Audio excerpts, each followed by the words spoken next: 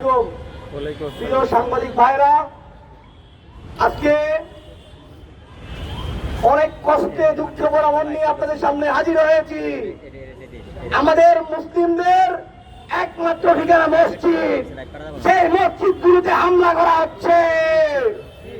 অথচ আমরা যদি দেখি, আমরা যদি পূর্বের দিকে ফিরে যাই, 5ই আগস্টের পরে বাংলাদেশে একটি রাজনৈতিক দলের পতন হয়েছিল, কিন্তু সেই দেশের খুনি এই মোদি টেররিস্ট থেকে বলা হয়েছিল বাংলাদেশে হিন্দুবাদের উপর হামলা চালাচ্ছে মুসলিম পন্থীরা।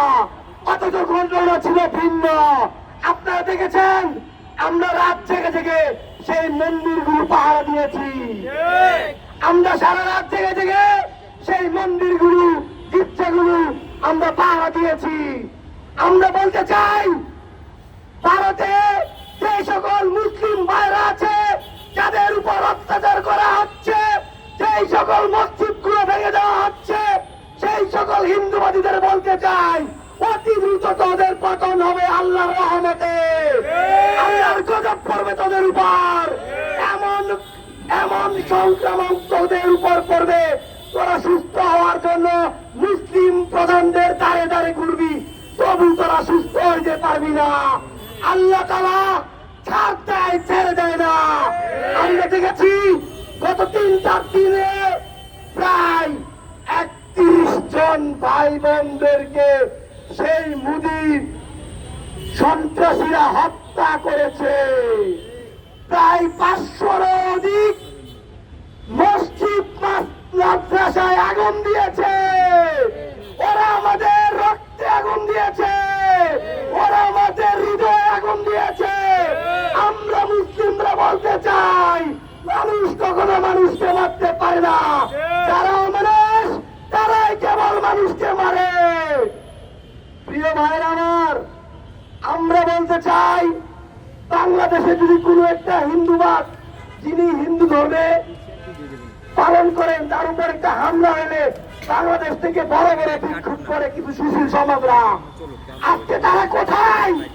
আমার মুসলিম ভাইদেরকে পাখির মতো মারছে, আমাদের মসজিদগুলোকে ভেঙে ঘুরিয়ে দিচ্ছে, আমাদের মাদ্রাসার ভাইদেরকে মাদ্রাসায় গিয়ে লাঞ্ছনা করছে, দাড়িতে হাত দিচ্ছে। প্রথম খোদার বলে দিচ্ছি, এই বাংলার জমিনে এই হিন্দুবাদীদের ঠিকানায় এই ভারতে মুসলমান শাসন করবে ভাইর আমার। একই সাথে বলতে চাই, দিল্লি কিন্তু বেশি দেরি নয়, খুব বেশি দূরে নয়। বাংলাদেশে ইন্ডিয়ান হাই কমিশনারকে বলতে চাই, পররাষ্ট্রমন্ত্রীকে বলতে চাই, অতি দ্রুত তাদের সাথে কথা বলুন। একই সাথে তাদেরকে বলুন, এই ধরনের জঙ্গি কার্যক্রম, সন্ত্রাসীমূলক কার্যক্রম বন্ধ করার জন্য।